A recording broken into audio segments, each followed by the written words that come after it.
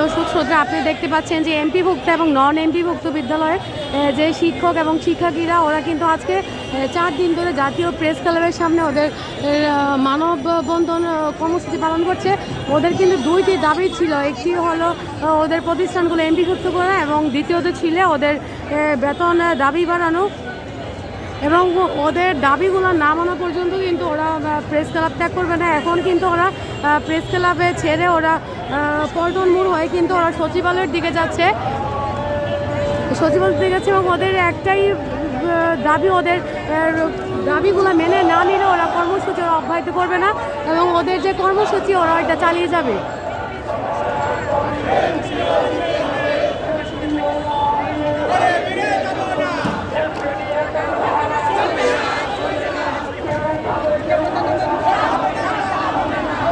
আমরা যতটুকু জানতে পেরেছি যে 2024 সালের জুলাই ওদের প্রজ্ঞাপন করা হয়েছিল যে ওদের বেতন বাড়ানোর কথা, কিন্তু 2024 সালে জুলাইতে কোনো প্রজ্ঞাপন জারি হয় নাই ওদের বেতন নিয়ে।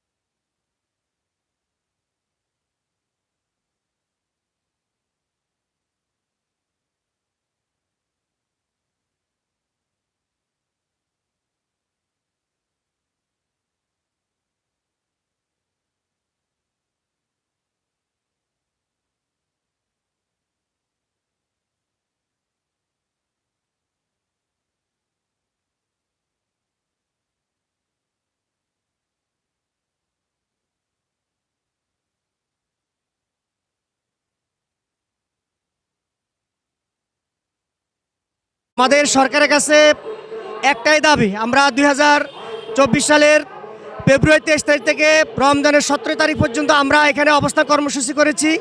আমাদের তৎকালীন শিক্ষা উপদেষ্টা এবং শিক্ষা মন্ত্রণালয় থেকে আশ্বস্ত করেছে যে আপনারা বাড়ি ফিরে যান, আপনাদের এমপিও আমরা দ্রুত কাজ শেষ করব।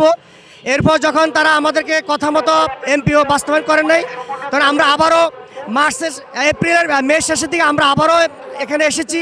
তখন আমাদেরকে চূড়ান্তভাবে সিদ্ধান্ত দেওয়া হয়েছিল যে আপনারা চলে যান, আমরা জুনের মধ্যে সকল কার্যক্রম শেষ করে জুলাই 1 থেকে আপনারা বেতন ভাতা পাবেন। কিন্তু অত্যন্ত দুঃখের বিষয়, আজকে প্রায় 2024 সাল শেষ 25 সালের শেষ পর্যায়ে এসে গেছি। এখন আমাদের দেওয়ালে পিঠ থেকে গেছে। আমাদের একটাই দাবি, এটাই আমাদের লাস্ট প্রেস ক্লাবে আসা। দৃষ্টি আকর্ষণ করে বলছে সরকার যেন আমাদের প্রতি দৃষ্টি দেয়। আমরা এমপিও চাই, এমপিও নিয়ে ঘরে ফিরবো। আমাদেরকে সকলের দাবি এক দফা, আমরা আন্দোলন করে চলে যাব।